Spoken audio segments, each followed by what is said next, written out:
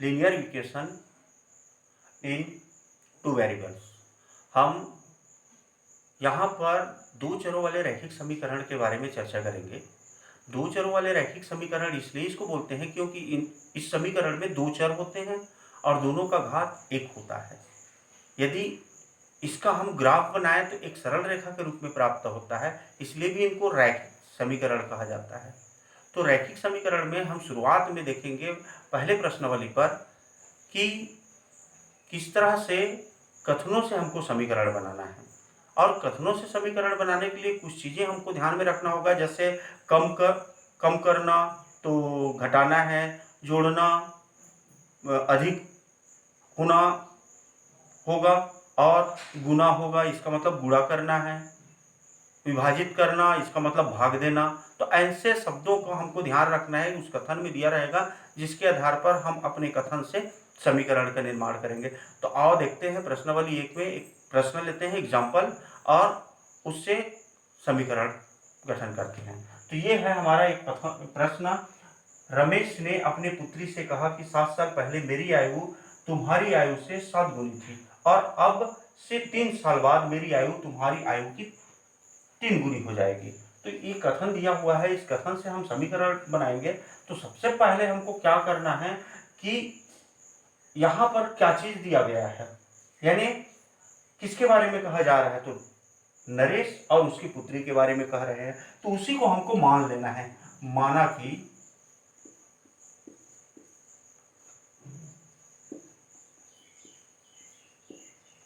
नरेश की आयु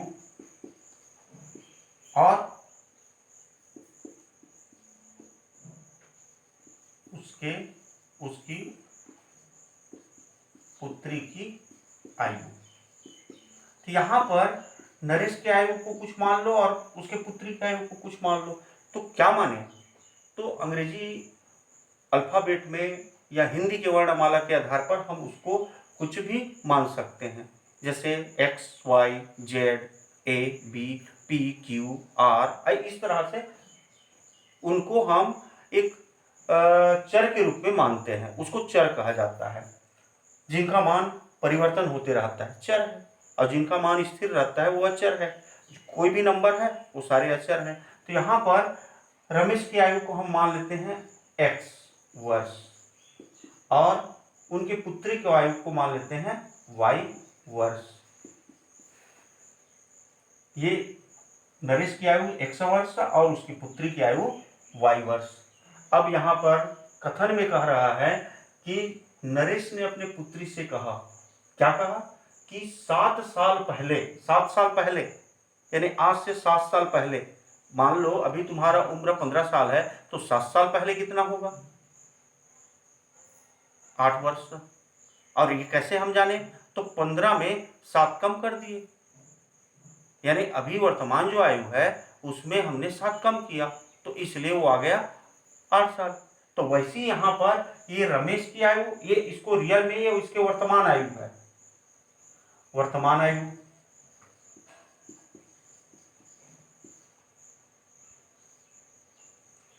तो रमेश की जो वर्तमान आयु है उसके 7 साल पहले उनका आयु कितना था, तो यहां पर हम लिख सकते हैं 7 साल पहले, पहले मतलब घटाना है, 7 साल पहले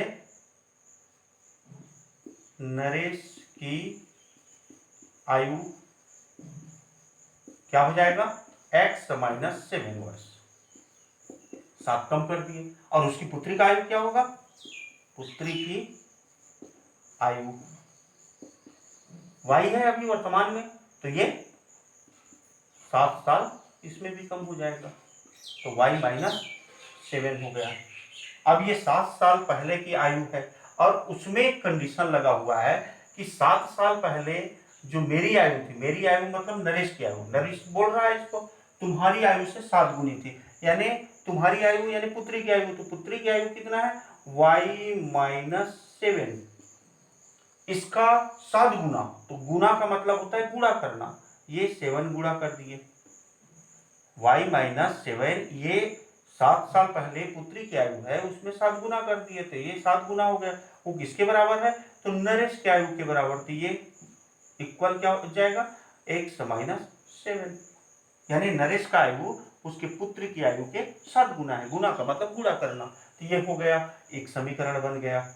अब चाहो तो इसको आगे हल कर सकते हो, सरल रूप हो जाएगा। अब यहाँ पर उसके बाद और एक कथन है, और अब से 3 साल बाद, 3 साल बाद, 3 साल बाद, तो बाद में क्या होगा? जैसे हमने देखा 15 साल अभी उम्र है, 7 साल पहले कितना था, तो 7 को कम कर दिए। अब 3 साल बाद बोले तो आगे, तो उसमें 3 जोड़ देंगे। अब 3 जोड़ेंगे तो ये नरेश की वर्तमान आयु x है, x में क्या हो जाएगा? 3 जुड़ जाएगा।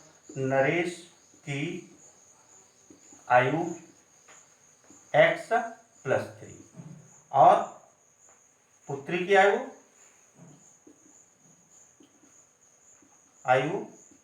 y plus 3। देखिए यहां पर हम बाद में मतलब जुड़ेगा, 3 साल बाद कितना आयु होगा, तो 3 साल को हमने जोड़ दिया। अब बोल रहा है कथन आगे कि 3 गुनी हो जाएगी, मतलब मेरी आयु नरेश की आयु x प्लस 3 उसके पुत्री की आयु की 3 गुनी हो जाएगी। तो उसकी पुत्री की आयु कितना है? y प्लस 3, इसका 3 गुना कर दिए, ये हो गया। तो इस तरह से ये 2 समीकरण हमको मिल गया। अब इन दोनों समीकरण से यहाँ पर आपको हल नहीं करना है समीकरण, हल करने के लिए आगे और देखेंगे हम निष्ठ प्रश्नावली में। यहाँ सिर्फ यही देखना है कि हमको कथन से कैसे समीकरण बनाना है। तो ये समीकरण बन गया, चाहो तो इसको और आगे हल कर सकते हो। तो आगे हल करेंगे, क्या हो जाएगा? ये गुणा हो जाएगा। तो ये होगा तुम्हारा समीकरण 1 से ये होगा x माइनस 7 इक्वल 7 को मल्टीप्लाई हो जाएगा इसके साथ, तो 7y माइनस 7 इंटू 7 49। अब x चर जितने भी है उसको एक तरफ ले सकते हैं और अचर को एक तरफ, तो ये हो जाएगा x माइनस 7y। यहाँ पर देखो पक्षांतरण की क्रिया हो रही है, पक्षांतर कर रहे हैं, तो पक्षांतर करने पर चिन्ह बदल जाता है, ये प्लस है वो माइनस हो गया, और इसको उधर ले जाएंगे तो ये माइनस 49 और ये माइनस 7 है उस तरफ जाके प्लस 7, यानी बाएं पक्ष से हम दाएं पक्ष में ले जाएंगे और दाएं पक्ष से बाएं पक्ष में लाएंगे तो चिन्ह बदल जाता है, प्लस रहता है माइनस हो जाता है, माइनस है तो प्लस हो जाता है। और इस प्रकार से ये x माइनस 7y इक्वल हो जाएगा। यहाँ पर आप देखो एक प्लस है एक माइनस है, घटेगा, प्लस वाला बड़ा है तो इसलिए माइनस वाला बड़ी संख्या है तो माइनस में आएगा। अब इससे इसको हम घटा देंगे तो कितना आएगा? ये 42।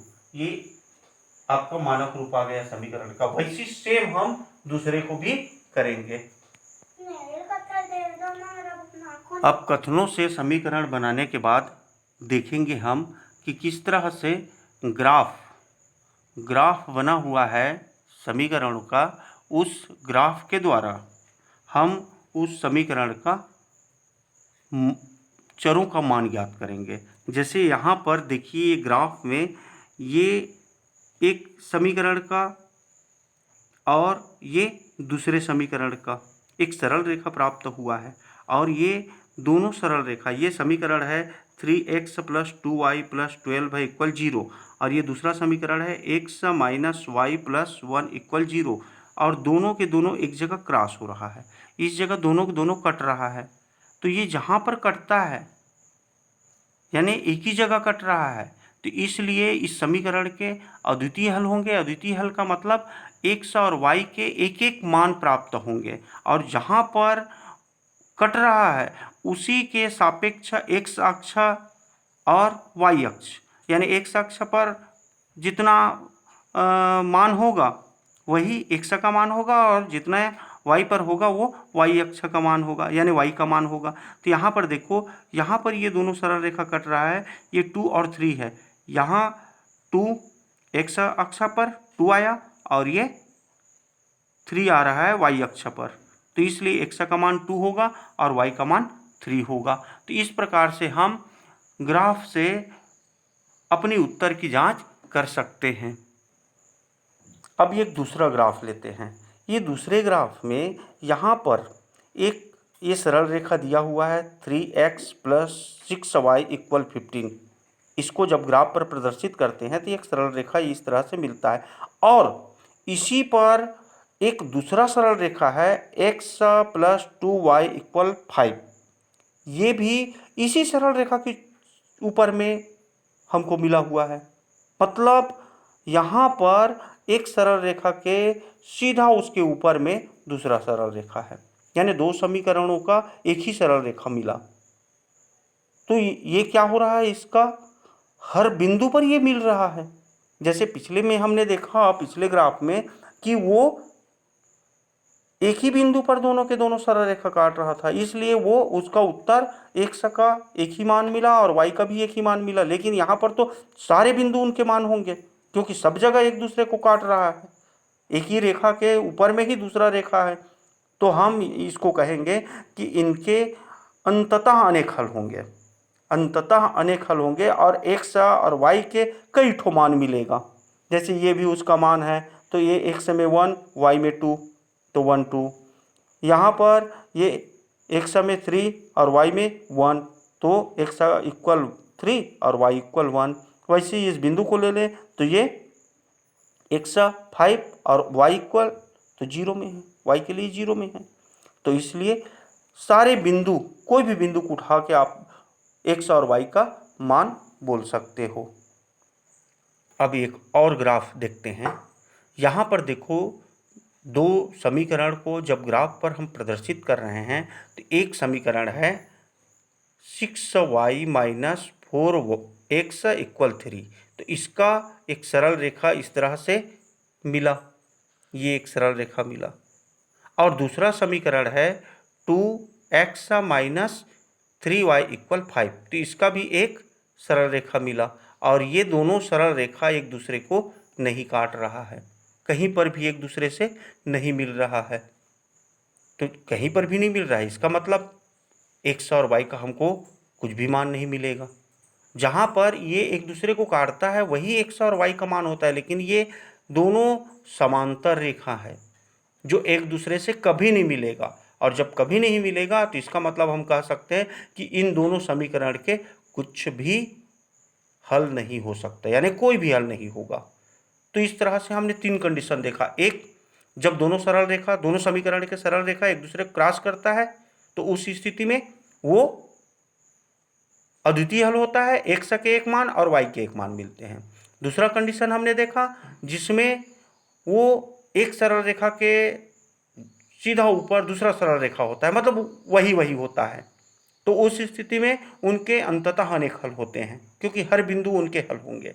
और तीसरे कंडीशन देखा जिसमें दोनों सरल रेखा एक दूसरे को कभी नहीं मिलते, एक दूसरे को कभी नहीं काटते, एक समांतर रेखा मिलता है दोनों। तो उस स्थिति में x और y के यहाँ कोई हल नहीं होगा। तो इस प्रकार से हम समीकरण को ये ग्राफ के द्वारा प्रदर्शित कर सकते हैं, और ग्राफ पर प्रदर्शित समीकरण के उत्तर हम ज्ञात कर सकते हैं। आपको ये ऑलरेडी ग्राफ प्रदर्शित दिख रहा है, अपने से ग्राफ भी आप बना सकते हो। तो नेक्स्ट में हम कैसे ग्राफ पर समीकरण को प्रदर्शित करें ये देखेंगे।